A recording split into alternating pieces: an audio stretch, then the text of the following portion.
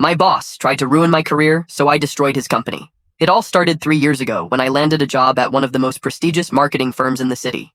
I was young, ambitious, and ready to climb the corporate ladder, and at first, everything seemed perfect. My boss, Mr. Reynolds, was a well-known name in the industry, a man who commanded respect with his sharp wit and apparent leadership skills. To the outside world, he was a visionary, but to those of us who worked closely with him, he was something else entirely. A narcissist who thrived on power, crushed anyone who challenged him, and never hesitated to take credit for someone else's work.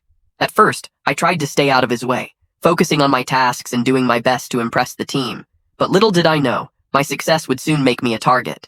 Things took a turn for the worse when I secured a high-profile client for the company, a game-changing deal that promised millions in revenue. It was the kind of opportunity that could catapult my career to the next level, and I poured my heart and soul into the project.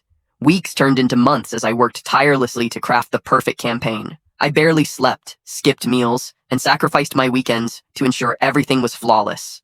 The client was thrilled with the progress, and I started gaining recognition within the company. For the first time, I felt like my hard work was paying off, but not everyone was happy about my rising star, especially Mr. Reynolds.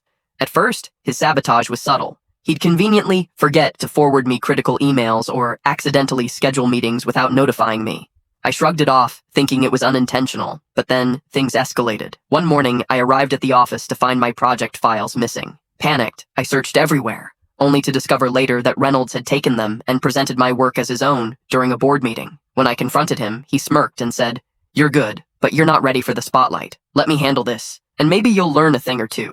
I was furious, but what could I do? He was my boss, and going against him seemed like career suicide. For weeks, I endured his manipulation. He started spreading rumors about me, telling my colleagues I was difficult to work with, implying to the higher-ups that I was unreliable, and even blaming me for mistakes that he had orchestrated. My reputation was in shambles, and I felt powerless. But then, something happened that changed everything. One evening, while working late, I overheard a conversation between Reynolds and another executive. They were laughing about how they had been embezzling company funds for years, using fake invoices and shell companies to funnel money into their own accounts. I couldn't believe what I was hearing. Suddenly, everything made sense. His paranoia, his need to control everything, and his willingness to destroy anyone who might expose him. That's when I decided I wouldn't be his victim anymore. I spent the next few months gathering evidence. I stayed late at the office, combing through financial records, emails, and meeting notes. I became a ghost in the company, careful not to draw attention to myself while meticulously building a case. Every shred of evidence I found made my blood boil.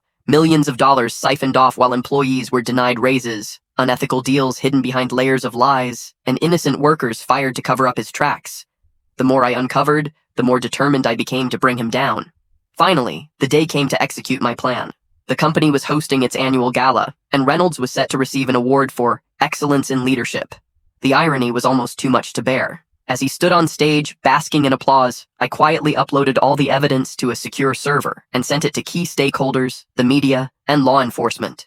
Within minutes, phones started buzzing, and the mood in the room shifted. Investors stormed out, reporters swarmed the venue, and Reynolds was pulled aside by security.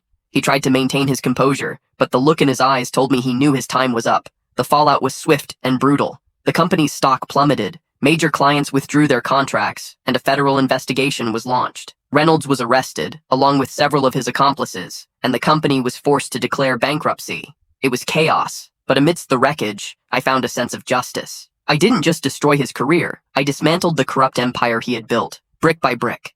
But the story doesn't end there.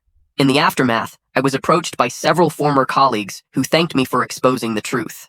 Together, we decided to start our own firm, one built on transparency, respect, and integrity. Today, that company is thriving, and every success feels like a victory over the toxic environment we escaped. As for Reynolds, last I heard, he's still fighting lawsuits, his name forever tarnished. Looking back, I sometimes wonder if I could have handled things differently. But then I remember the sleepless nights, the stolen credit, and the whispered lies that nearly destroyed me. No, I don't regret a thing. They say revenge is a dish best served cold, but in my case, it was served with justice, and it tasted sweeter than I ever imagined. Thanks for watching. Like, subscribe, and see you next time.